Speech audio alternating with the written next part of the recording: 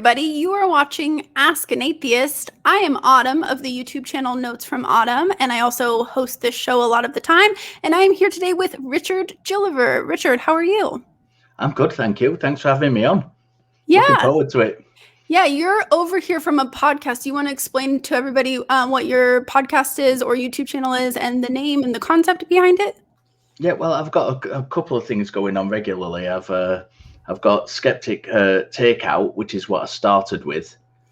And that's kind of long form videos, half an hour, 40 minutes, dealing with different subjects, trying to look at them more academically.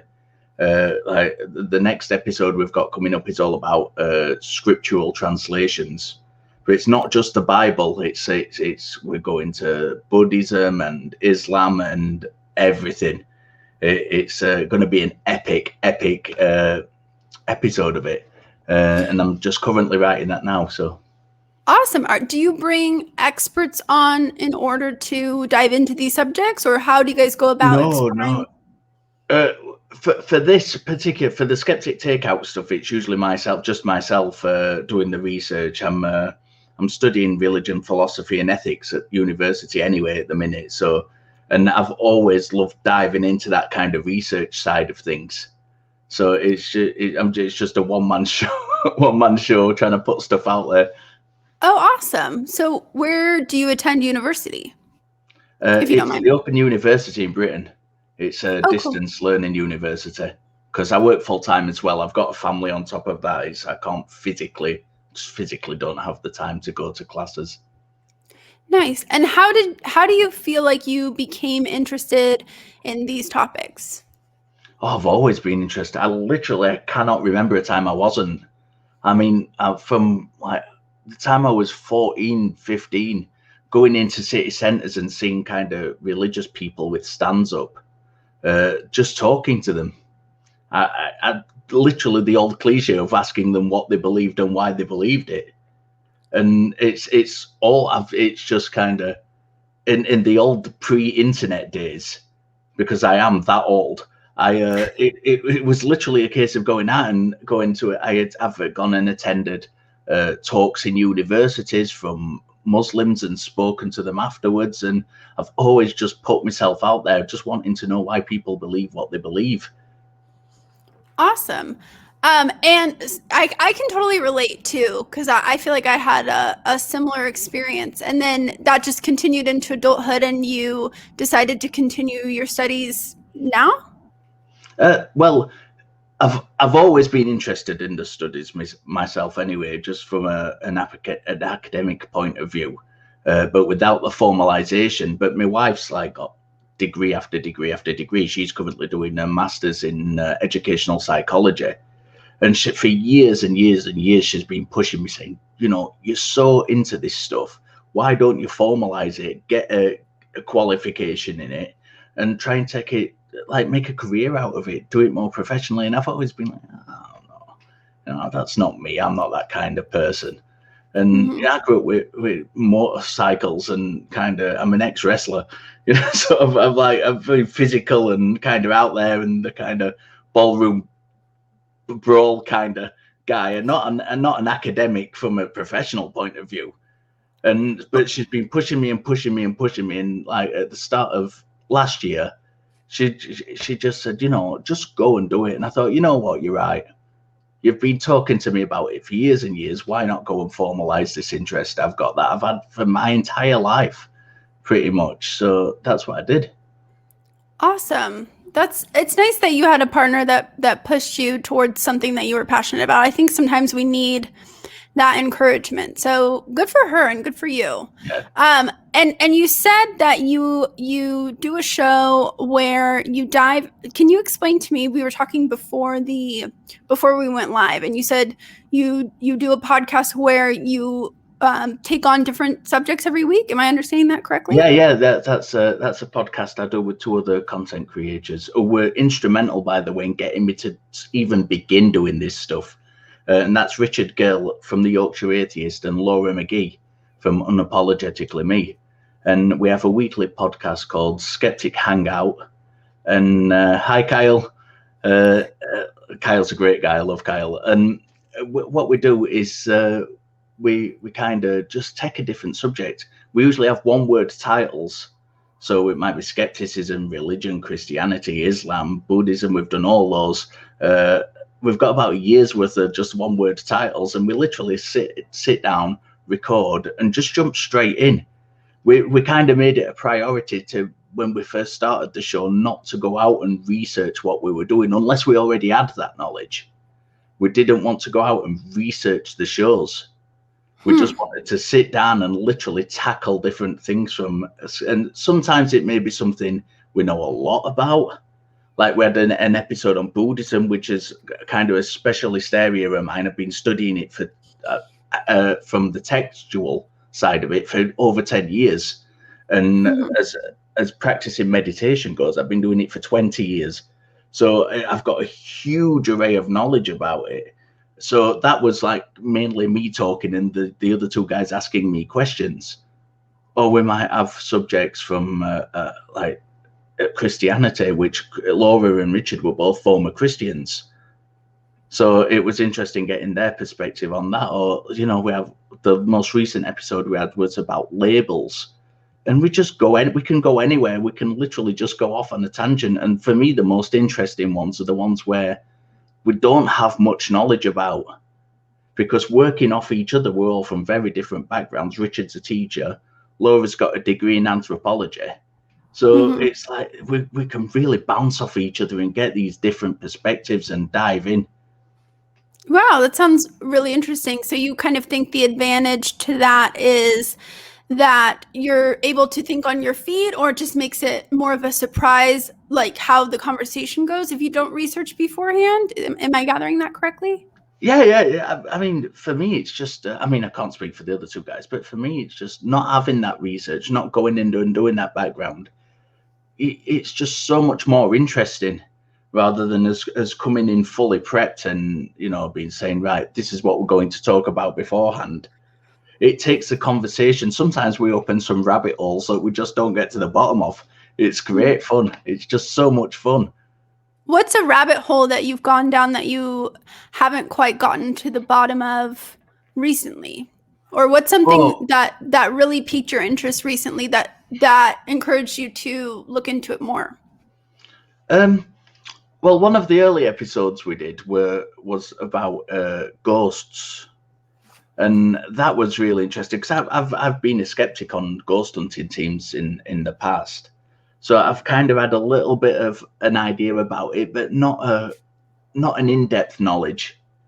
So, and we got talking about like frequencies and, you know, where ghosts might come from and the different ideas that people have about ghosts and things like this. And it was just, we were just going down so many different avenues.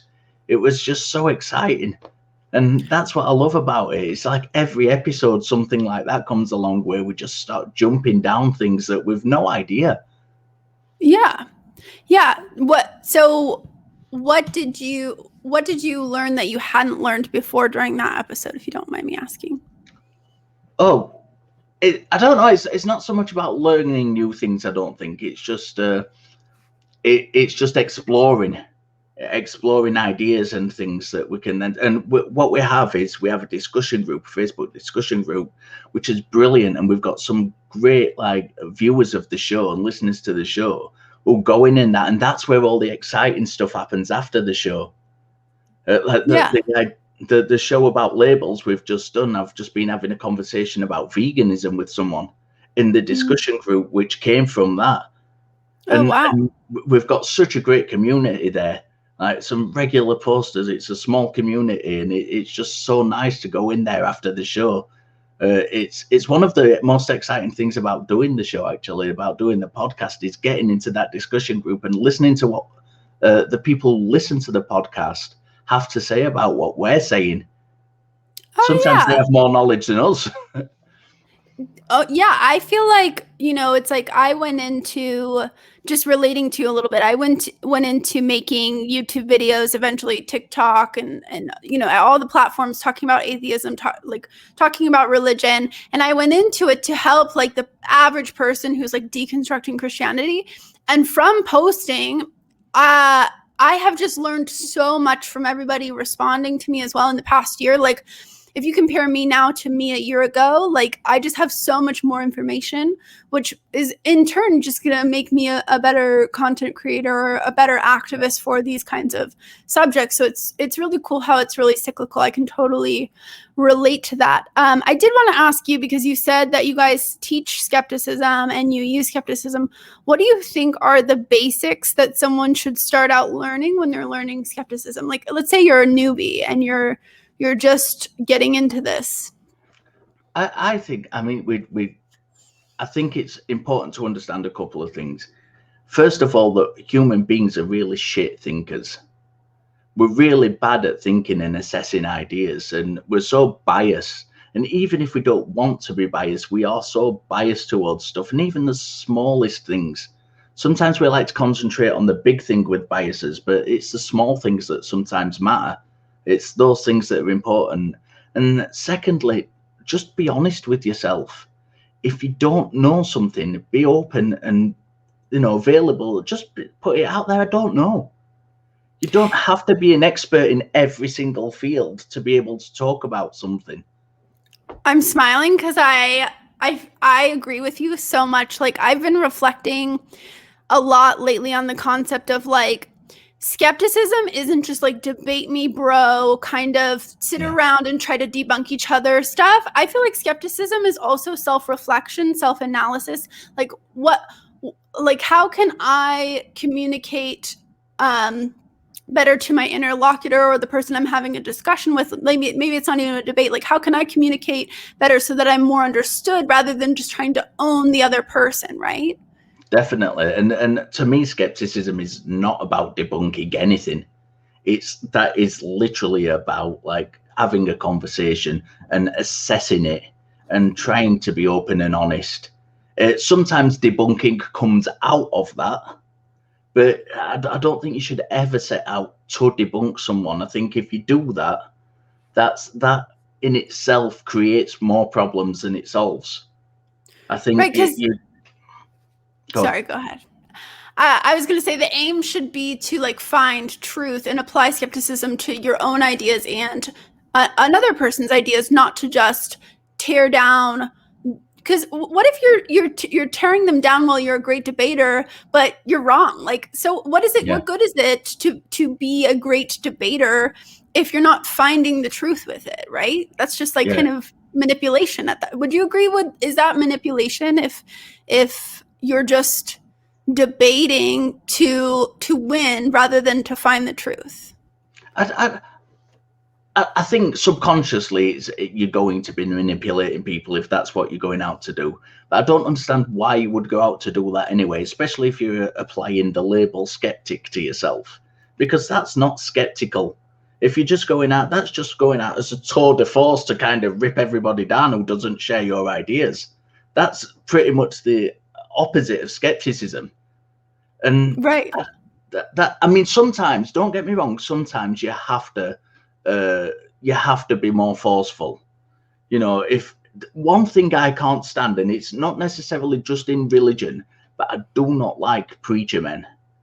If somebody's coming not to have a conversation but to read from a script, I'm not going to sit there and have a nice conversation with them and play all nicey. What I'm going to do is tell them flat out, look, this isn't going to work.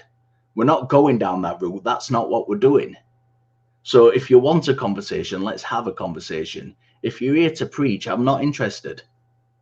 I have no interest in that whatsoever. I want dialogue and conversation and something where we can go down an avenue together, exploring something together. We don't have to agree. Mm-hmm. That's fine. Right. So maybe you and I can do a thing where we bounce ideas off of each other right now, because I'm thinking, what do you think are some great ways to diffuse a situation where maybe someone's trying to debate you or debunk you and you're trying to have an honest conversation? Like, how can we elevate the discourse? How can you move the conversation towards more skepticism and honesty? And on the part of, like, ourselves too, right? Like, if we notice that we're not actually having a fruitful conversation, what are some tools that people can use to make the conversation more conducive to, like, fruitful conversation, or like finding truth, I guess I should say? I think it all depends on who you're talking to. I think that's one of those open questions where it's a very good question, but it's all reliant on who you're speaking to. Because you might, I've had conversations with apologists before who are lovely to talk to. They're really nice people. And you're not going to go down that kind of aggressive, no, look, this isn't the way we're going to do it route. It's going to be more subtle than that, the way you speak to each other. And although they might be still trying to manipulate and not interested in an honest conversation, because of the manner and the way they're conducting themselves, it's not the right thing to jump down the throat and stop them on the spot. Right. Sometimes you can still turn around to them and say, look, I don't think you're answering that. I don't think you're, being entirely open with the way you're speaking. And we can kind of change tact and go down another route. Instead of talking about this, let's talk about this instead, because I think that would be more fruitful.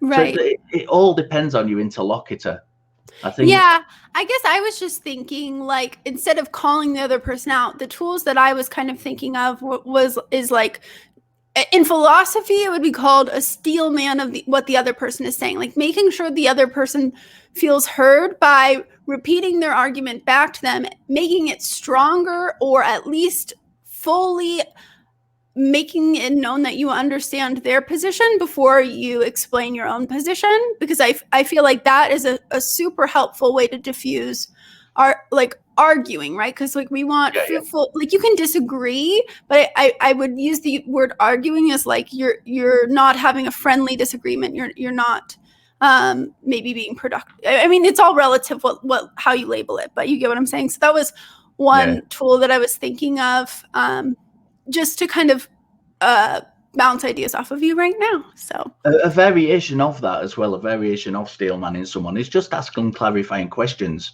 And that's something that I do quite a lot. If I don't quite understand something, whether it be completely, someone was talking about, I forget the exact subject, but someone mentioned something in a conversation I was in the other day, and I had absolutely no clue what they were. So I simply asked them what they meant by it. Or it might be something you have a partial understanding of, so you can ask for expansion.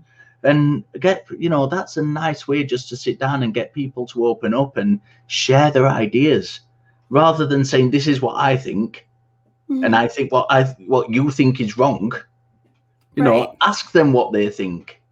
Right. You don't necessarily have to go as far as to steelman and explain what you think they think, but just ask them and be willing and open to sit back and listen. Yeah, I would agree with that.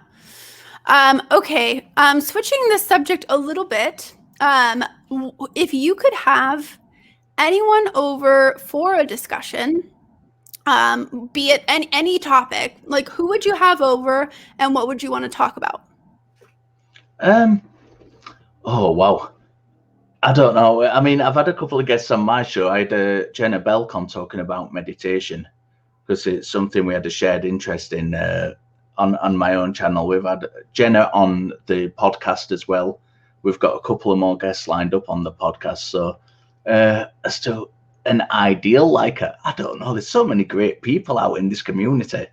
I don't think. Well, and it doesn't even have to be in like the atheist community. It could be anybody in the world. Like, if you could talk with anybody on any subject, like hypothetically. I'd probably go down the route of someone, a New Testament scholar, because that's an area, not in anyone in particular, but a good New Testament scholar, because that's an interest I've got academically as well, and it's something I could learn from someone from. I'd sitting down and learning from someone is, with so much more knowledge than you've got, it'd be so exciting for me.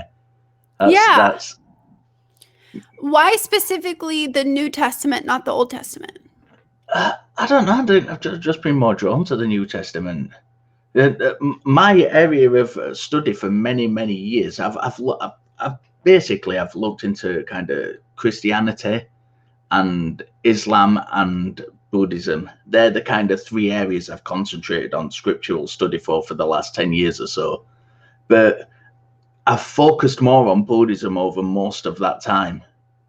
But recently, the last 4 or 5 months, I've been really getting into the kind of New Testament stuff. So it's just where I'm at this moment. It's, you know, I'm really interested. And I don't just like, I mean, a lot of people like in our community are really big fans of Bart Ehrman. And I think he's brilliant. He's a great scholar. But I also like, I think what a lot of people in our community who are already atheist tend to lend a bias to that because he doesn't have a belief himself. But I like reading, you know, scholars from across the board.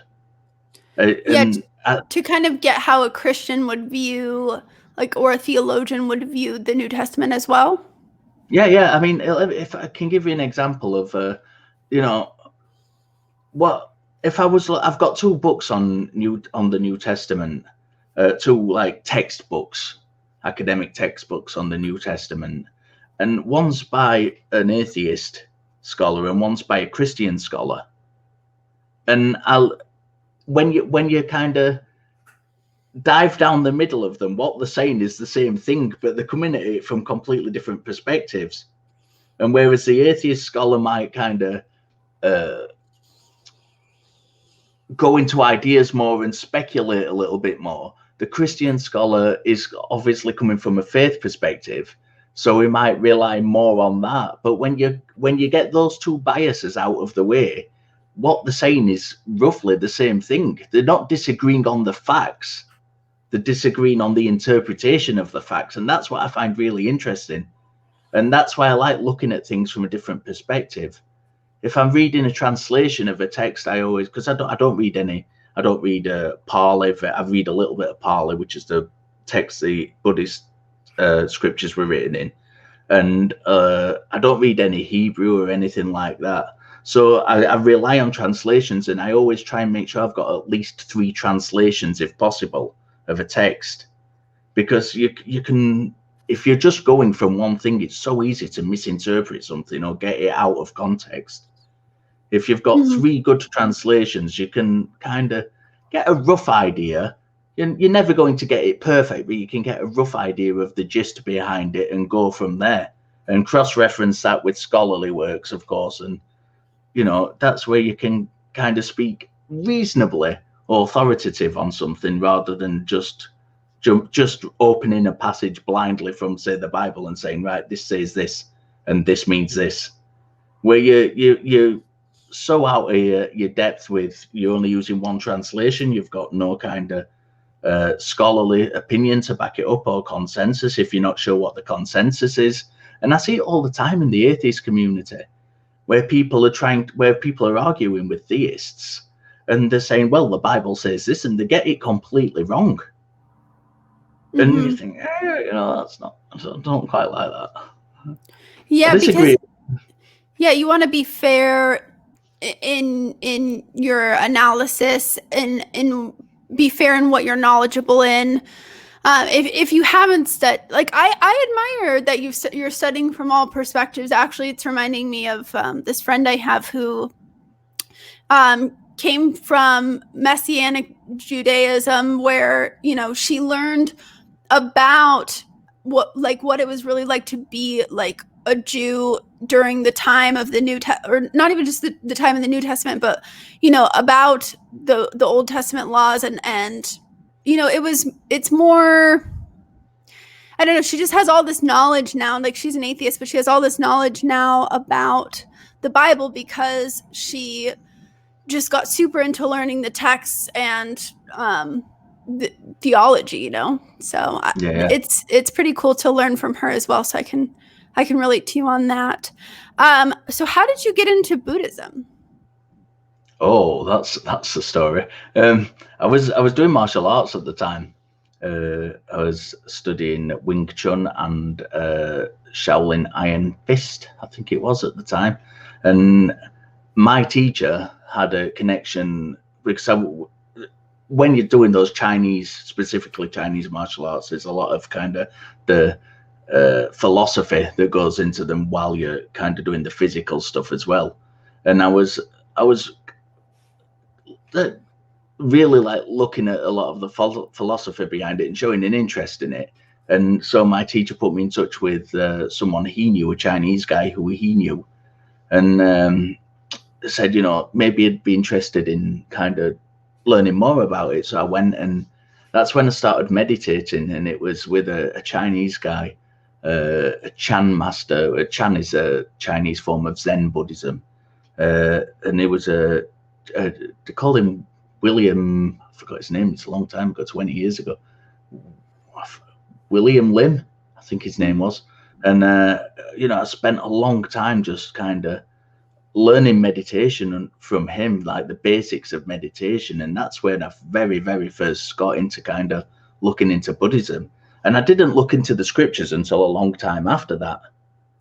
But it was just more like learning from your kind of teacher sort of thing in the beginning. And I was really interested in this meditation, and it really, I saw real benefits from doing the meditation. What kind myself. of benefits? Just calming me down, being more introspective, being able to assess opinions more and see where your biases and things came in, because you were exposed to them. You were more exposed to them when you were being introspective like that and asking yourself questions. And it's not like having a conversation with someone where you're talking to someone on the outside, and you might be, even if it's subconsciously, being deceitful. It's very hard to be deceitful to yourself when you're exposing yourself to who you really are.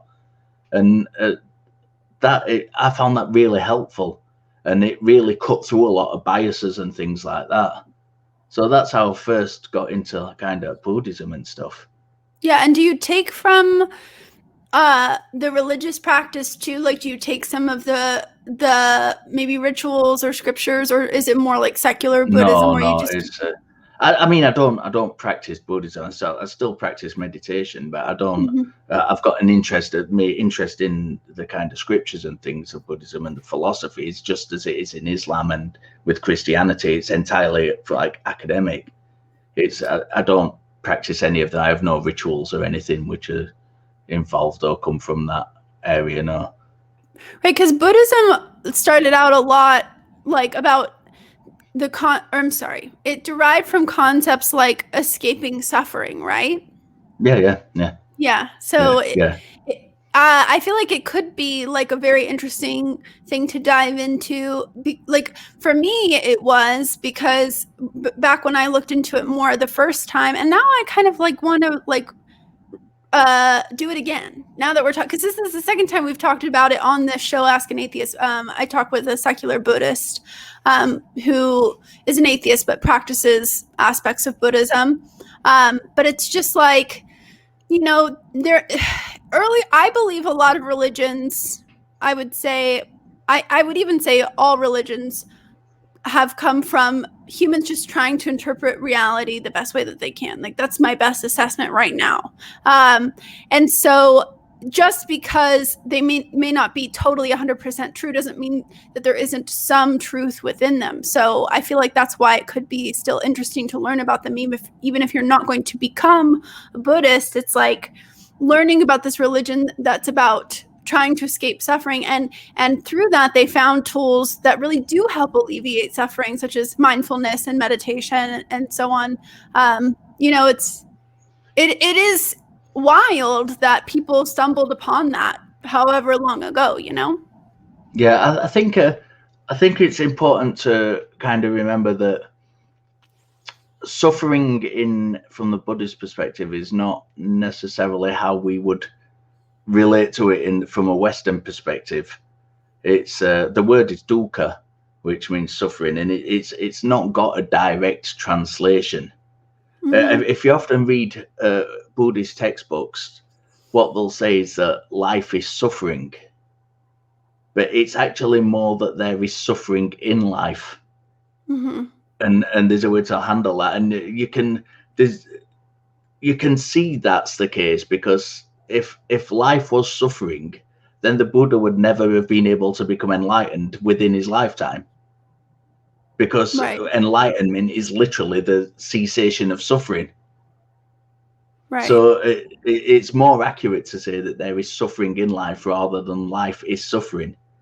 And there's a lot of subtleties like that. When we talked about Buddhism on Skeptic Hangout, it was amazing how little people understand what Buddhism is actually about in the West, because we have such a kind of westernized idea about it. And while I've no problem at all with secular Buddhism, when you trace it back to the scriptures, which is what I'm interested in doing, that's kind of academically, that's where I'm interested. You can't really separate the supernatural elements from the practice from a scriptural perspective, because they're all part and parcel of the same thing. You know, when what the Buddha said was, you know, Buddhism is it's separate. When you enter into Buddhism, you put your family traditions and your cultural traditions behind you. Now, there are problems with that, obviously, from an impartial viewpoint when you're not a practicing Buddhist. But just going on what he said, that's the way he kind of put that. But he also said that there's reincarnation, there's 31 realms of existence, there's kind of heavenly beings and demonic beings and things like that. And they were part of the Buddhist tradition, not part of kind of what he was saying was a cultural tradition. So you can't separate those things, especially reincarnation and karma. They're integral to Buddhism as a practice. So you can't really have a truly secular Buddhism from the scriptural perspective. Okay, I see what you mean. You can take elements from it. I mean, meditation's very good, whether you practice the scriptural elements or not. But from a purely scriptural perspective, you can't. And there's been authors like Stephen Batchelor who've kind of tried to do that, and the academics within Buddhism have just said, look, you can't do that. You can't completely separate that. And because they are integral to that kind of path of practice. I see. And that's, as I say, I'm being strictly academic. I always like to point this out because I've personally no problem with anybody. You can be completely secular and refer to yourself as a Buddhist as far as I'm concerned. I'm entirely happy for people to do that. I'm not saying you're wrong for doing that. I'm just saying that purely from the scriptural perspective, that you can't really do that and still call yourself a Buddhist, if you like.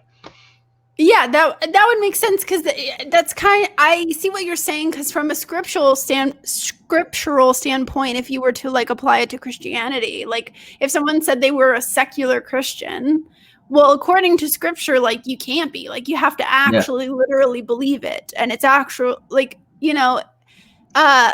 what a lot of people don't understand. And I get a lot of kickback from people who are secular Buddhists, and like I said, I don't disagree with them. They can be secular Buddhists I don't care.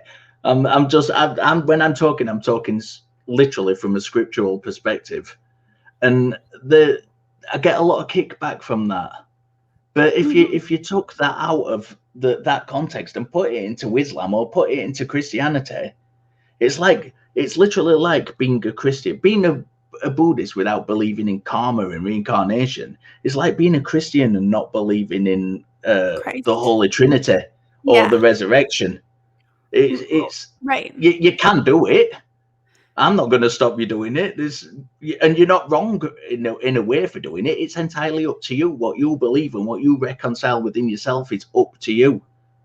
Right. But it's you're allowed to cherry pick. You're allowed to cherry pick from religions, but the religions themselves most of the time say you can't cherry pick. I totally hear where you're coming from. Yeah. I'm trying to be careful not to commit the not true Scotsman fallacy. I'm not sure if that's coming across.